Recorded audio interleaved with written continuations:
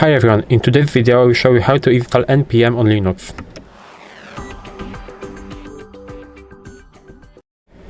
So in order to install NPM on Linux, first you need to go to your terminal, of course. Type in terminal, enter, and first we need to check if our NPM is installed. We can do it by typing two commands basically.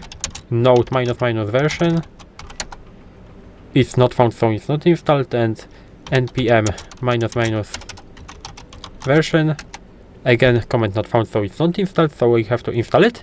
We can do it basically by typing in a command sudo apt install Node.js NPM -y, and we have to type in our password and press enter, and now we have to wait.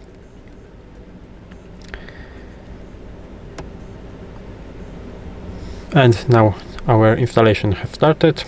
We have to wait. It might take some time, as you can see.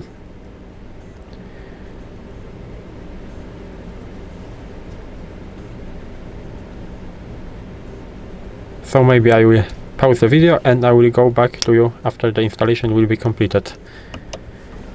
And as you can see, our installation is almost at the end, and now it ended, and now we can check again if our npm is installed. So again, node ---- version, it works, and npm ---- version, and it also works.